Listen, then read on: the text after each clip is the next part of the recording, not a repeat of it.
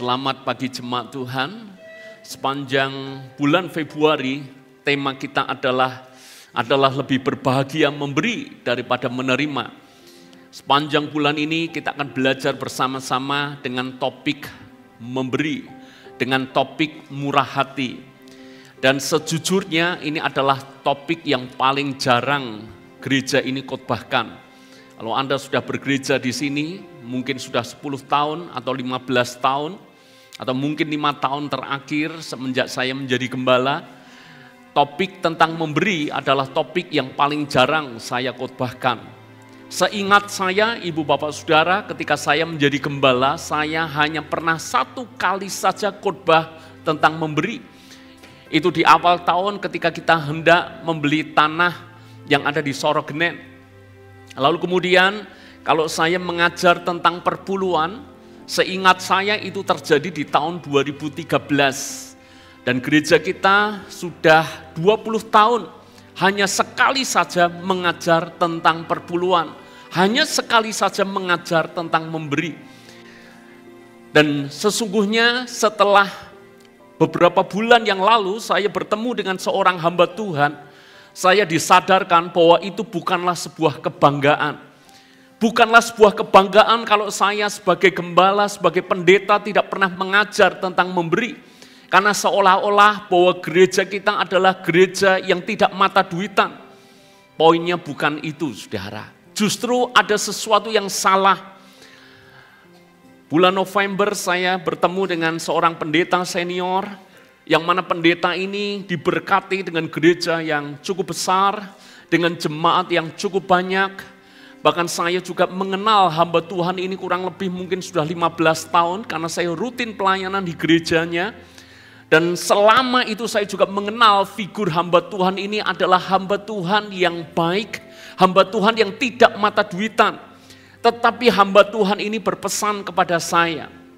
Dia berkata, kalau ingin jemaatmu mengalami terobosan di dalam keuangan, ajari jemaatmu untuk memberi.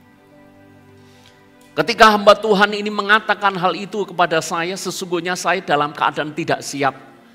Karena saya merasa mungkin tidak perlu diajar memberi, mestinya tahu dengan sendirinya bahwa memberi itu adalah hal yang baik, bahwa murah hati itu adalah hal yang baik. Tetapi hamba Tuhan ini mengatakan kepada saya, Pak Petrus, yang sudah diajar memberi saja, belum tentu semuanya menangkap dan mau praktek memberi. Apalagi Pak Petrus tidak pernah mengajar tentang memberi.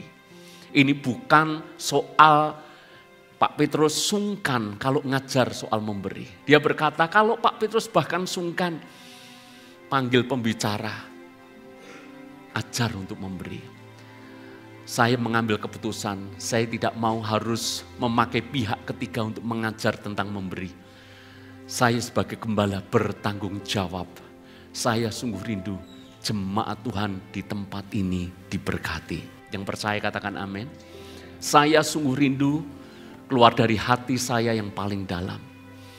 Janji Tuhan, kehidupan yang cukup, kehidupan yang berlimpah-limpah, itu menjadi bagian dalam hidupmu. Puji Tuhan, selama kami hidup, selama kami menikah hingga sekarang, Tuhan memberkati kami luar biasa. Dan sesungguhnya saya tahu rahasia bagaimana kami diberkati. Bukan karena saya pintar, bukan saya kerja keras, bukan karena saya pintar membangun relasi, sama sekali bukan karena itu. Saya menyadari satu perkara, hari ini pekerjaan kami, bisnis kami diberkati. Karena kami tahu prinsip yang sudah kami lakukan sejak dari kami muda. Beberapa jemaat mengenal kami sejak dari muda karena saya ketua youth-nya mereka. Kami anak-anak muda pada waktu itu gila-gilaan kalau soal memberi. Karena memang pada waktu itu kami berada di satu gereja yang kami diajar untuk memberi. Kami memberi, kami memberi. Kami memberkati, kami memberkati. Kami belajar murah hati, kami belajar murah hati. Dan dulu kami tidak pernah terpikir sama sekali. Ketika kami memberi, ketika kami murah hati, dampaknya, berkatnya apa, kami sama sekali tidak pernah memikirkan itu.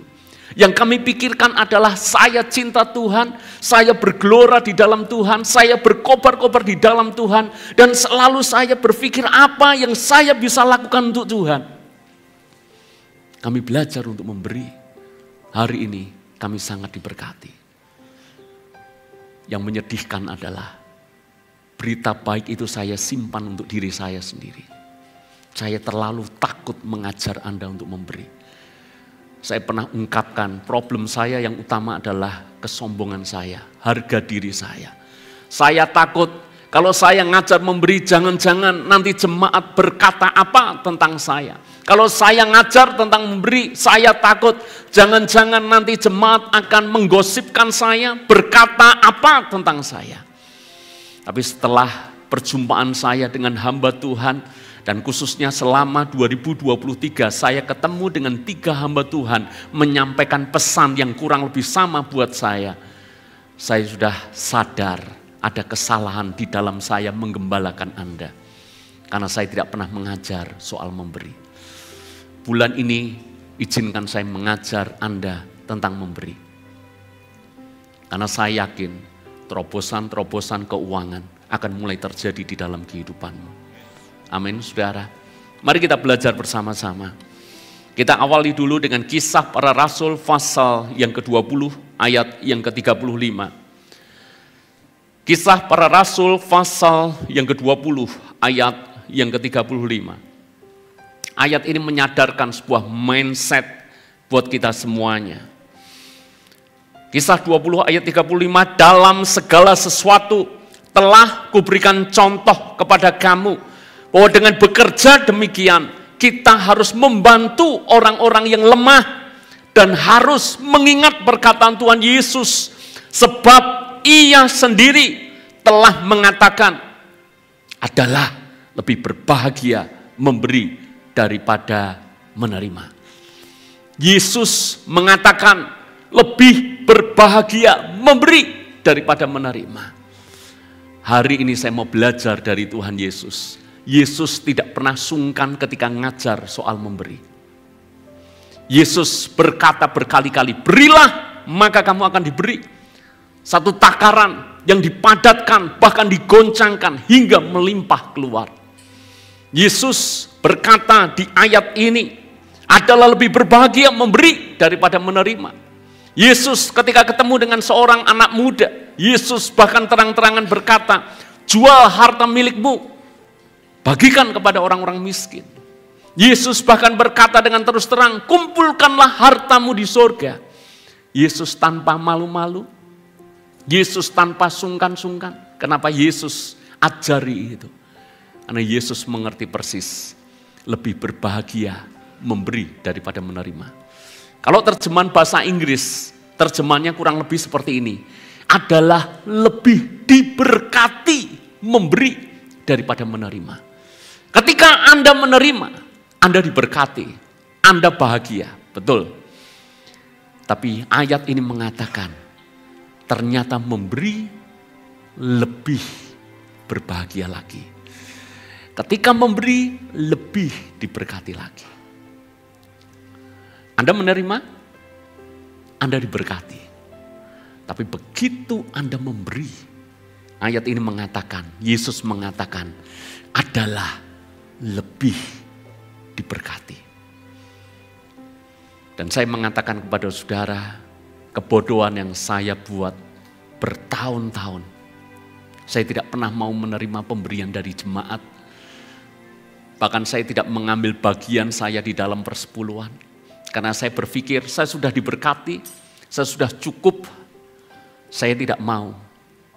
Ketika ada jemaat yang memberkati, saya selalu tolak. Enggak usah. Ayat ini menyadarkan kebodohan saya. Sebab apa? Begitu saya menolak pemberian Anda, maka yang terjadi adalah apa? Anda yang harusnya bisa lebih diberkati, gagal lebih diberkati. Karena saya menutup kesempatan itu.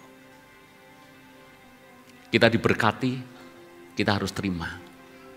Hari ini saya mengajarkan kepada Anda 2 hal. Yang pertama, jangan jadi orang sombong. Kalau hari ini ada orang menolong Anda, ada orang memberkati Anda. Kalau saya misalnya tergerak untuk memberkati Anda, jangan Anda tolak. Amin. Kenapa? Karena yang pertama, Tuhan yang mengatur segala sesuatu. Itu cara Tuhan memberkati Anda. Tapi yang kedua, karena saya mau lebih diberkati. Karena ketika saya memberi, saya lebih diberkati. Saya lebih berbahagia. Kenapa kita perlu memberi? Dan kenapa diberkati orang-orang yang memberi lebih daripada orang yang menerima? Selama ini saya rasa kalau kita menerima mungkin tidak banyak soal buat kita. Sekalipun mungkin beberapa di antara kita punya problem seperti saya. Harga diri yang terlalu tinggi sehingga sulit untuk menerima. Tapi kebanyakan mungkin tidak sulit untuk kita menerima. Lebih sulit untuk memberi. Hari ini kita fokus belajar bersama-sama. Alasan apa kenapa kita harus memberi. 2 Korintus 9 ayat yang ke-6. Kita baca ayat ini. Tulisan ini ditulis oleh Rasul Paulus ditujukan kepada jemaat Korintus. Jemaat Korintus adalah jemaat yang sangat makmur, sangat sejahtera secara finansial. Dan mereka berada di kota jalur perdagangan. Ini kota yang sangat maju, sehingga jemaat pun sangat makmur yang ada di sana. Dan sekarang lihat Paulus pun mengatakan terus terang, nggak pakai sungkan-sungkan, nggak pakai bahasa-bahasa metafora. Kenapa? Karena saya tahu hatinya Paulus bersih. Dia tidak punya motivasi apapun untuk kepentingannya. Dan dia tahu, dia pengen mengajar jemaat, punya hati yang murah hati, supaya Tuhan percayakan perkara-perkara yang besar kepada jemaat Korintus. Ayat yang ke-6, camkanlah orang yang menabur sedikit akan menuai sedikit juga. Dan orang yang menabur banyak akan menuai banyak juga. Hendaklah masing-masing memberikan menurut kerelaan hatinya. Jangan dengan sedih hati atau karena paksaan, sebab Allah mengasihi orang yang memberi dengan sukacita. Stop sampai di sini dulu. Ayat yang ke-6 dikatakan camkanlah. Kata camkanlah menunjukkan sebuah penekanan yang penting. Kalau dalam buku ini mungkin di highlight, dikasih garis bawah, fontnya di bold, sehingga orang harus memberi perhatian. Camkanlah, berarti ini sesuatu yang penting. Ini sesuatu yang harus jemaat mengerti. Camkanlah, orang yang menabur sedikit, menuai sedikit. Orang yang menabur banyak, menuai banyak. Orang yang tidak menabur, tidak menuai. Tidak usah diterjemahkan macam-macam. Jelas ini konteksnya tentang memberi. Dan konteksnya ini memberi secara finansial. Jadi Paulus mengatakan dengan tegas, hei jemaat, kalau mau engkau mengalami tuaian yang banyak, belajarlah menabur dengan banyak. Kalau yang kau tuai sedikit, mungkin karena yang kau tabur sedikit. Bahkan kalau engkau tidak menuai apa-apa, itu karena engkau tidak menabur apa-apa. Saudara-saudara, ini prinsip sebetulnya universal. Bahkan orang di luar kita pun ngerti prinsip ini. Dan mereka selalu mengatakan adalah lebih berbahagia memberi daripada menerima menurut bahasa mereka semuanya. Ayat yang ke-10 coba perhatikan. Ia menyediakan benih bagi penabur dan roti untuk dimakan. Ia juga yang akan menyediakan benih bagi kamu dan melipat gandakannya dan menumbuhkan buah-buah kebenaranmu. Kamu akan diperkaya dalam segala macam kemurahan hati dan membangkitkan syukur kepada Allah oleh kami. Alkitab mengatakan apa? Tuhan menyediakan dua hal. Yang pertama, Tuhan menyediakan apa? Benih. Yang kedua, Tuhan menyediakan roti. Roti untuk dimakan. Alkitab menulis ini. Roti untuk dimakan. Tapi benih untuk Untuk apa? Ditaburkan. Masalahnya adalah, maaf, kita ini terlalu serakah. Kita terlalu pelit.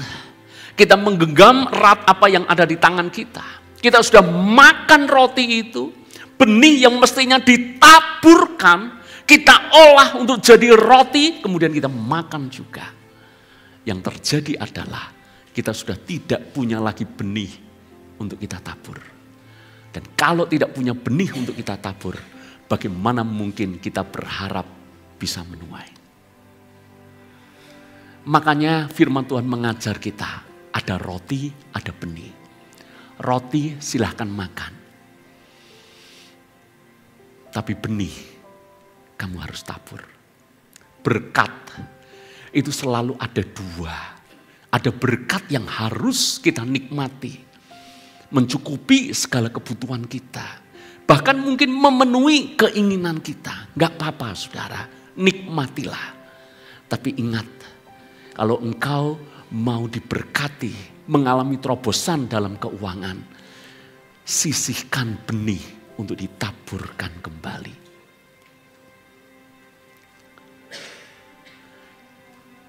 Problemnya adalah kita pengennya memberi kalau ada sisa. Betul atau betul? Kita bahkan tidak sisihkan dari awal. Petani yang bijak itu ketika panen, dia tahu mana yang akan dimakan, mana yang dijadikan benih. Problemnya adalah kita mau memberi, kita mau menabur kalau ada sisa. Masalahnya di sini, selama mindset kita kalau ada sisa, percayalah tidak mungkin ada sisa. Karena kebutuhan, keinginan itu tidak pernah ada habisnya. Saya seringkali kasih ilustrasi yang sederhana. Gajimu 2 juta, bulan depan gajimu 2,5 juta. Mestinya yang bisa ditabung berapa? 500.000. Betul gak? Hari ini 2 juta, bulan depan naik 2,5 juta. 500.000 harusnya Anda bisa simpan. Toh dengan 2 juta Anda cukup. Tapi pertanyaan saya, bulan depan berapa yang Anda bisa tabung? Saya ingin dengar jawabannya, berapa? Tidak ada Pak. Dinaikkan lagi, dinaikkan 3 juta. Berapa yang Anda bisa simpan? Enggak ada juga. Karena selalu mengikuti. Habis terus. Makanya kita harus sisihkan dari awal. Saya selalu ngajari anak-anak muda, saya selalu ngajari anak-anak youth. Istri saya bahkan pernah cerita ketika dia ajari soal mengatur finansial di ibadah wanita. Menceritakan mungkin pengalaman saat kami menikah. Saat kami menikah, uang yang ada pada kami belum seberapa, saudara. Istri saya masih kerja ikut orang, spirit yang kami rintis juga belum apa-apa. Tapi kami sudah dari awal menyisihkan benih untuk ditabur. Setiap kali istri saya gajian, saya juga gajian, menggaji diri saya sendiri. Seperti itu, pengusaha kita mesti harus pisahkan keuangan perusahaan dan keuangan pribadi. Saya mengambil insentif tulisan saya, jadi saya nulis sendiri karena waktu itu kami menulis satu naskah dihargai berapa, itu yang saya ambil. Berarti gaji saya dan gaji istri kami gabung, saya masih ingat. Kami lakukan bertahun-tahun, kami pakai beberapa amplop, berapapun penghasilan kami langsung 10% masuk perpuluhan. Langsung 10% masuk untuk memberi. Jadi kami bedakan perpuluhan ya perpuluhan, memberi itu 2 hal yang berbeda.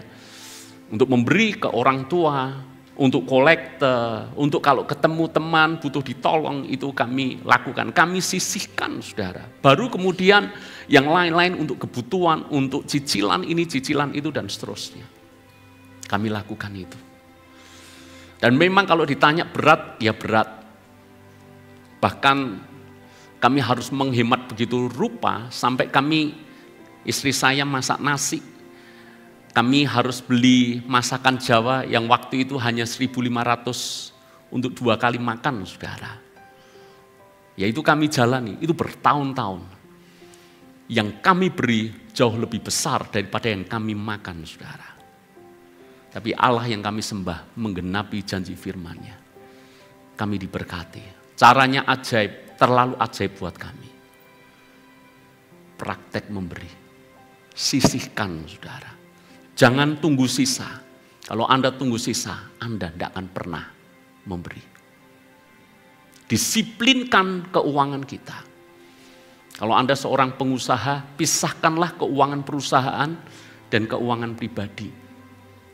Aturlah keuangan Anda dengan bijak. Intinya, kalau kita menabur, kita akan menuai. Ada satu cerita cukup menarik. Ada seorang pria paruh baya, dia buka toko ternak di sebuah pedesaan. Dia buka toko ternak dan rupanya tidak laku. Orang-orang hanya lalu lalang, tidak pernah membeli pakan ternak daripada si pria ini. Dan orang-orang berpikir pria ini mesti frustasi karena tidak laku. Mungkin sebentar lagi tokonya akan tutup. Tapi yang dilakukan pria ini adalah dia masih punya uang sedikit. Dia belikan semuanya untuk anak ayam. Lalu kemudian orang-orang di desa itu berpikir, pria ini sudah mulai kurang waras. Jualan pakan ternak saja nggak laku, malah dia beli begitu banyak anak ayam. Mereka lebih berkata lagi, ini lebih nggak waras lagi. Kenapa? Karena si pria ini ketika lihat orang berada di depan tokonya langsung di stop. Pak, mau anak ayam? Mau. Siapa nggak mau menerima, saudara? Mau. Wah, ramai sekali. Singkat cerita, 1.000 anak ayam ludes dibagikan. Valid, orang-orang ngomong, valid ini. Jual pakan ternak tidak laku, sekarang malah bagi-bagi anak ayam gratis. Apakah ceritanya berhenti di situ? Tentu saja tidak. Karena pakan ternak itu satu-satunya yang ada di desa itu. Dan sekarang semua penduduk dapat anak ayam. Butuh apa? Pakan. Pakan apa? Ternak. Kemana harus beli? Kalau sudah diberkati, saudara, masa beli ke toko lain? Logikanya kan gitu. Dia kembali ke toko itu untuk beli pakan ternak. Anaknya dari kecil jadi gede, butuh pakannya lebih banyak, lebih laris. Jadi gede, jadi babon, jadi jago, beranak pinak, berkembang banyak, memenuhi bumi. Lebih banyak lagi pakan yang dia jual. Singkat cerita, si pria ini jadi kaya raya gara-gara jual pakan ternak. Tapi sebetulnya bukan karena itu, gara-gara dia memberi anak ayam gratis. Siapa mau buka toko pakan ternak? Pesan moral dari cerita ini sederhana. Ternyata kalau kita menabur, kita pasti akan menuai. Jangan pernah takut memberi. Karena itu adalah langkah pertama untuk Anda menerima. Hal yang kedua, kenapa Yesus berkata adalah lebih diberkati memberi daripada menerima. Ayat yang ke-8. Dan Allah sanggup melimpahkan segala kasih karunia kepada kamu, supaya kamu senantiasa berkecukupan di dalam segala sesuatu, dan malah berkelebihan di dalam pelbagai kebajikan. Alasan kedua, kenapa kita murah hati, kenapa kita menabur, kenapa kita memberi. Karena percayalah, kita ini hanyalah pengelola dan bukan pemilik. Apa yang ada padamu sekarang, apa yang ada pada saya sekarang, bukan punya saya. Karena satu kali saya toh akan mati dan meninggalkan semuanya. Berarti saya hanyalah dipercaya, saya hanyalah pengelola, saya bukan pemilik. Kalau saya pengelola, saya mesti harus dengar-dengaran. Yang punya bilang apa ke saya. Kalau Tuhan berkata kepada saya, beri. Saya hanya pengelola, ya saya akan beri. Nanti urusan bagaimana dengan hidup saya, Tuhan yang percayakan. Tuhan yang akan beri. Ketika saya bilang kepada staf keuangan saya, tolong keluarin uang sekian, kamu transfer ke itu. Saya rasa staf keuangan kami tidak akan bertanya, Pak, untuk apa? Pak, penting enggak?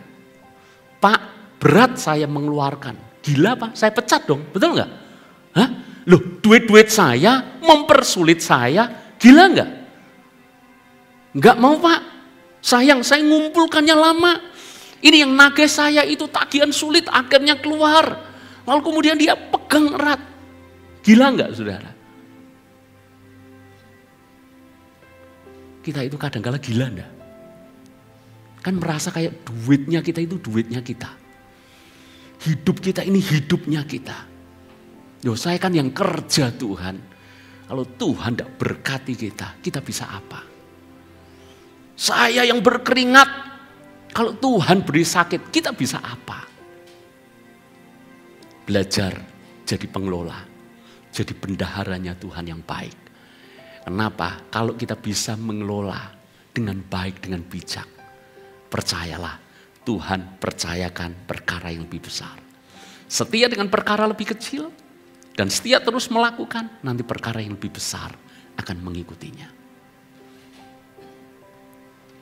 Itu sebabnya kemarin di anak youth, saya juga ngomong topik yang sama.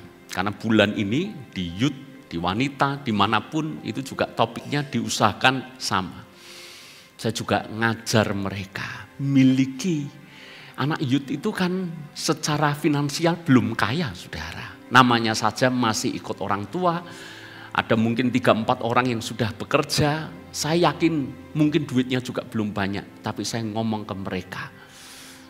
Meski kita belum kaya, tapi mental, mindset harus kaya.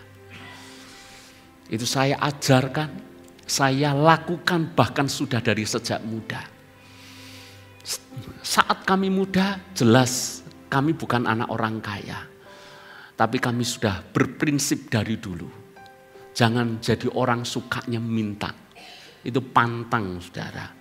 Seumur-umur saya tidak pernah minta. Kalau minta cuma kepada Tuhan. Pegang baik-baik prinsip itu. Lalu prinsip berikutnya adalah miliki mental itu kelimpahan. Mentalnya kaya. Saya lebih suka neraktir daripada ditraktir. Mesti gitu saudara. Tapi ya jangan saudara 100 kali ketemu orang yang sama saya neraktir terus. Itu namanya dimanfaatkan saudara. Ya saya tidak mau juga dimanfaatkan. Tetapi saya lebih berbahagia memberi daripada menerima. Saya ajarkan ke anak-anak youth kemarin. Kamu mungkin belum kaya, enggak apa-apa. Kalau mentalmu sudah mentalnya memberi, kamu bakat kaya. Siapa di sini bakat kaya? Belum kaya, enggak apa-apa. Tapi bakat ini, kelihatan bakat ini. Harus sedikit, ketinggalan dompetku. Nah ini enggak bakat kaya ini ya. Setiap kali ada acara yang mana harus urunan bareng, ketinggalan dompet. Wah, enggak bawa tunai. Istriku enggak kasih uang cash. Enggak bakat kaya. Tapi kalau Anda, saya ajar kemarin anak-anak, duitmu mungkin sedikit, enggak apa-apa, belajar memberi. Itu secara mental itu udah siap gitu loh. Nanti Tuhan yang akan percayakan perkara-perkara yang lebih besar kepada kita. Beberapa waktu yang lalu, seorang anak muda datang kepada saya. Dan anak muda ini mengeluh, Pak, saya di keluarga itu bukan yang paling tua, saya bukan yang paling besar. Tapi kok orang tua saya itu kalau apa-apa mintanya ke saya. Saudara-saudara saya seolah nggak mau tahu. Hanya saya yang memikirkan keluarga saya. Nanti rumah butuh ini mintanya ke saya. Nanti ini butuh mintanya ke saya.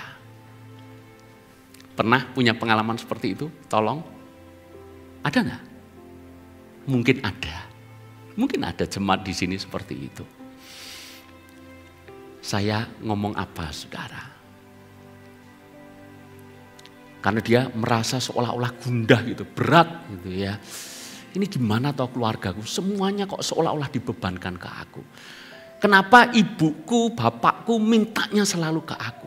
Saya cuma ngomong gini, yang pertama, ketika kamu memberi ke orang tuamu, engkau tidak akan pernah jadi miskin. Engkau justru tambah diberkati. Karena ternyata saya punya prinsip, hormati ayahmu dan ibumu. Panjang umurmu, baik keadaanmu. Belajarlah sama orang tua, jangan pelit. Jangan pelit. Dan orang tua, kalau anakmu memberi sesuatu, jangan Anda menolak. Ingat ya prinsip ini ya. Ingat tadi adalah lebih berbagi apa? Memberi daripada menerima. Orang tua, kalau mau anakmu lebih diberkati, jangan tolak pemberian anakmu. Mungkin duitmu jauh lebih banyak.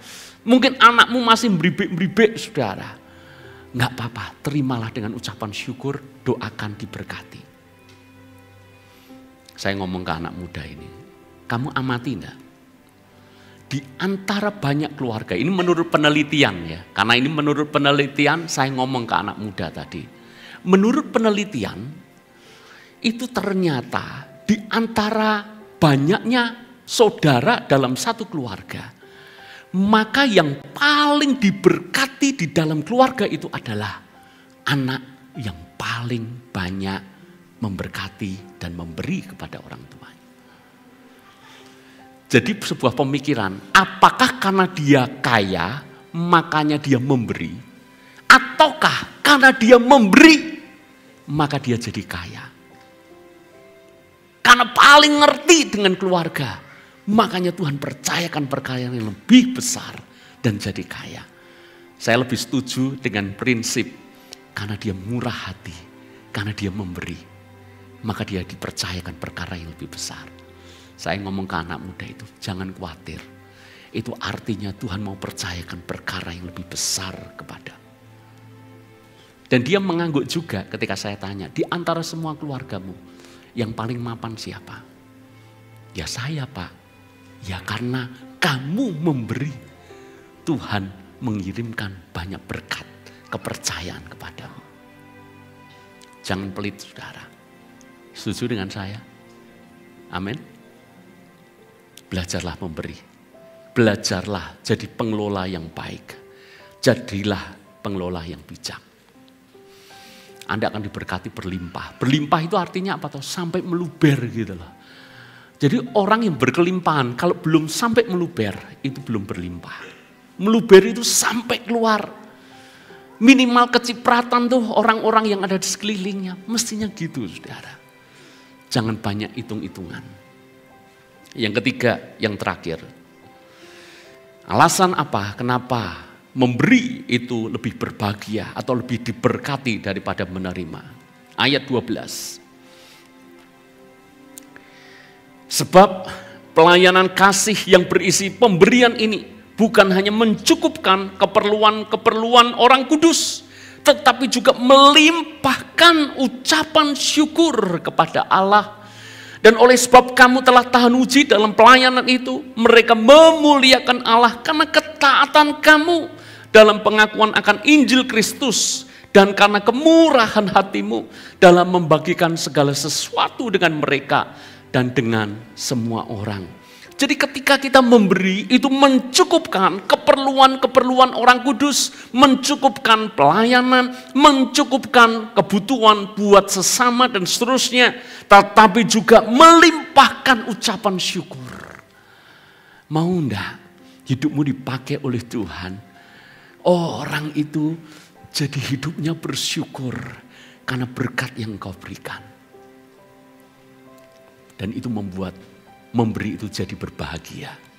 Yang ketiga, catat baik-baik. Kalau hari ini engkau merasa hidupmu ada yang kurang. Kenapa ya ada yang kurang? Kenapa saya tidak bisa bahagia lebih dari yang sebelumnya? Saya kaya, saya punya banyak hal.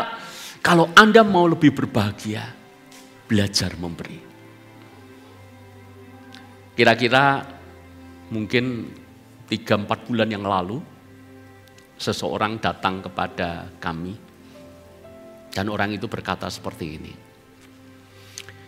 Terima kasih bahwa saya menggumulkan banyak perkara. Ada satu perkara, dia dihadapkan dengan kebutuhan yang cukup besar. Lalu kemudian dia sudah berdoa. Dan di last minute, saudara, last minute. Karena waktu itu tiba-tiba saya lihat orang itu, saya tergerak untuk saya memberkati. Saya ngomong ke istri saya, ada uang berapa? Kemudian istri saya itu dompetnya besar dan tebal, saudara. Saya ngomong ke dia, berkati orang itu. Dan istri saya itu kalau memberi lebih gila daripada saya, saudara.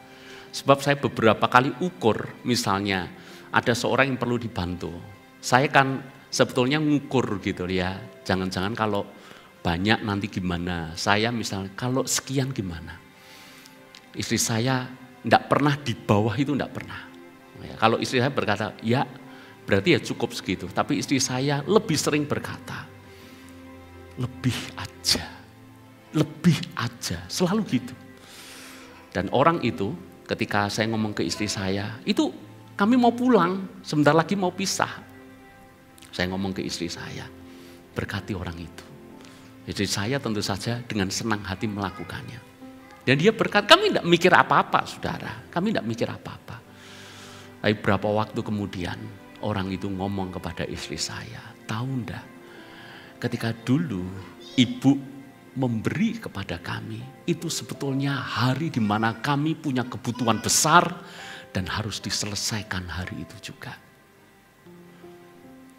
Ketika kami memberkati, orang itu tertolong, tapi Anda tahu enggak, ketika dengar cerita itu, ini ada kebahagiaan yang nilainya jauh lebih dari duit yang kami berikan. Kayak kami itu merasa, wow, hidupku bisa jadi berkat ya. Hidup kami bisa menolong orang ya. Hidup kami bisa dipakai Tuhan jadi jawaban untuk seseorang yang sedang bergumul. Buat saya, terima kasih Tuhan. Dan saya tahu Tuhan akan percayakan perkara-perkara yang lebih besar lagi. Kalau Anda merasa ada yang kurang dari hidupmu, belajarlah memberi. Mulai dari orang-orang di sekelilingmu. Orang-orang yang butuh Anda tolong,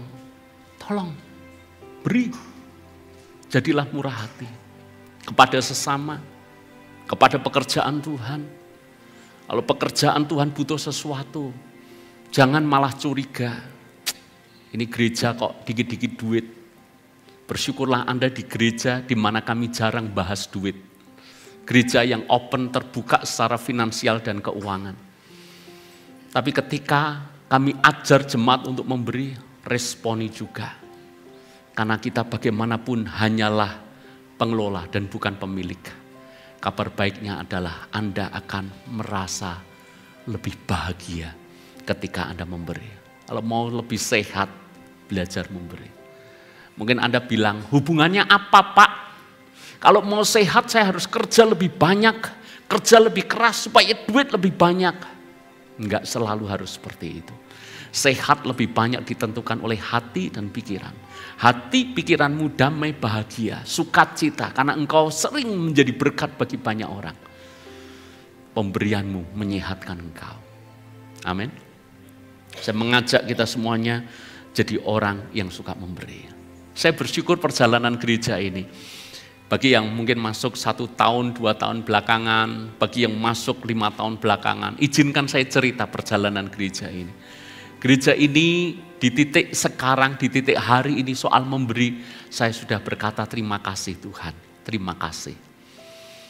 Awal-awal gereja ini, jemaat saudara, itu mentalitasnya bukan apa yang saya bisa beri. Tapi mindsetnya adalah apa yang bisa saya dapat. Ini jemaat lama, Mas Koko, Bumul, ada Bumul? Ada ya, Yohan, Teddy, ini jemaat-jemaat lama sebelum saya saudara. Dulu saudara, mindsetnya adalah kalau gereja berarti dapat sesuatu. Pulang gereja makan-makan besar saudara. Tidak cuma itu, foundernya, gembala kita yang lama saudara, itu baiknya luar biasa. Dan saya tahu setiap kali habis ibadah selalu gembala itu didatangi orang, datangi jemaat. Datangi untuk apa? Minta. Karena kami kan dekat dengan Pak Gembala. Pak Gembala ngomong ke saya, ya orang itu minta. Besoknya minta. Lalu kemudian ketika Pak Gembala ngomong enggak, yang terjadi apa? Enggak datang. Ngeri enggak? Itu mindsetnya gitu loh. Makanya saya itu termasuk Martin Luther di gereja ini, saudara. Karena saya melakukan reformasi waktu itu. Ya, yang keuangan serba tertutup, kami buat terbuka semuanya. Enggak bisa tutup-tutupan seperti itu, harus open, harus terbuka. Berapa banyak jemaat yang kabur. Makan bersama dihilangkan saja, jemaat kabur. Bayangkan soal makan, enggak ada makan kabur tuh. Besok kalau kita Natal enggak ada makan, Anda tetap datang enggak? Oke?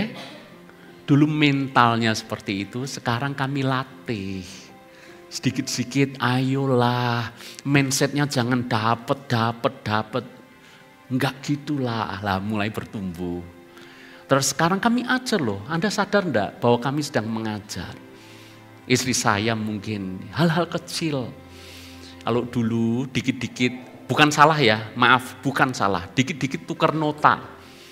Ya misalnya beli apa, tukar nota. Ya kalau Anda beli alat musik 10 juta, tukar nota ya enggak apa-apa saudara ya. Tapi misalnya untuk hanya 5.000, 10.000, tuker. Ya enggak apa-apa juga, enggak apa-apa, enggak salah. Tapi menurut saya, masa sih 5.000 kita tukar nota? Itu kan arisan di ibu-ibu PKK kan? Betul enggak? Itu kan di RT tukar nota. Kami selalu ajar. Kalau bendahara ngomong ke kami, ya beli ini lumayan gede juga saudara. Kami ngomong enggak usah, selalu enggak usah. Enggak apa-apa, menabur, memberkati kan gitu. Lalu kemudian dibuka kantin. Kami memulai saudara, ayo bahasa kami hibah. Ayo, nah, mulai jemaat satu persatu gitu. Dan jemaat ini unik. Rupanya kalau memberi duit sama memberi bentuk yang nyata itu lebih semangat memberi bentuk yang nyata rupanya gitu. Betul enggak? Ngamati gitu enggak? Hah? Jadi kalau duit misalnya sama-sama 20.000. Sama beli makanan yang nilainya 50.000 rasanya lebih mantap gitu ya. Tapi itu cara kami mendidik melatih jemaat. Sehingga kalau Anda beli di kantin itu sebagian besar loh. Itu kalau ada nasi, ada lauk, ada apa yang kemudian dijual untuk dananya juga untuk jemaat. Itu juga banyak yang hibah gitu. Udah nggak usah gitu. Kami sebetulnya bukan soal dapatnya duit berapa sih dari kantin, bukan gitu. Kami sebetulnya ngajar jemaat. Ayo jadilah pemberi. Suka memberi. Dan saya yakin kok, kerinduan saya. Karena saya pernah di satu gereja, kalau ada kebutuhan, itu udah, Pak, itu bagian saya Pak. Pak, saya Pak. Wah saudara, saya merindukan akan hal itu. Bukan karena kami pengen oh ini Pak Petrus ini pengen ini mulai, ini roh cinta uang, roh mamonnya mulai merasuk ini. Aduh saudara, kami enggak seperti itu. Kami benar-benar pengen kayak, kalau di Alkitab itu kayak Musa itu. Wah itu ya keren saudara. Musa itu keren, tapi umat Israel itu juga enggak kalah keren. Ketika hendak membangun kemah suci, Musa kan berkata, yuk kita kumpulkan semuanya. Yang punya apa kita kumpulin sama-sama. Mereka kumpulkan emas, perak, hal-hal yang berharga dikumpulkan. Ini kan bagus saudara. Sampai Musa stop, stop. Ini kan langka. Mungkin dari dulu sekarang jarang ada gereja yang sampai stop ya. Jemaat minggu depan enggak usah memberi ya. Sudah cukup banyak ini. Ini langka saudara. Satu sisi jemaatnya punya hati memberi. Sisi yang lain pendetanya, hamba Tuhannya, pemimpinnya enggak mata duitan. Stop. Izinkan saya satu kali berkata kepada saudara. Wes cukup, stop. Cuma masalahnya kita masih bergumul saudara ya. Jadi saya belum berkata stop ya. Tapi next time saudara, loh saya benar-benar ini kalau Anda bedah dada saya pengen kalau baca itu keren ya. Satu kali saya ngomong ke jemaat, wes yuk gereja kita wes cukup, yuk kita berkati gereja lain yuk. Itu kan saya pengen banget loh saudara. Saya pengen gimana gereja kita sudah bisa ngomong enough, cukup. Lalu kemudian persembahan kita, yuk kita alirkan kemana, Mau enggak saudara? Nanti Anda tangani tuh. Kalau enggak percaya dengan saya, jangan-jangan Pak Petrus ini ngomong aja ini. Enggak, ayo bareng-bareng yuk. Itu saya benar-benar rindu loh. Karena yang saya rindu itu jemaat punya hati memberi. Karena Anda akan mengalami bagaimana Tuhan percayakan perkara-perkara besar. Yang terakhir sebagai penutup, memberi itu harus dilatih. Enggak bisa instan. Anda kalau tiba-tiba ngangkat beban hari ini 50 kilo, saya yakin Anda sudah hawang-hawangan, Anda tidak sanggup. Latih. Ya mulai dari kecil, setia. Jangan hitungan.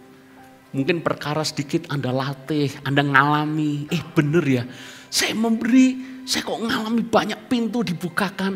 Anda berani lebih lagi, Sampai pada akhirnya sudah jadi gaya hidup. Enggak banyak hitung-hitungan dengan Tuhan.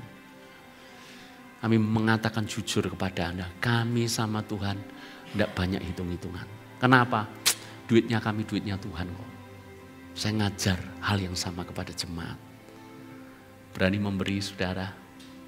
Amin. Latih dirimu untuk memberi. Tuhan memberkati kita semuanya. Haleluya. Terima kasih Tuhan.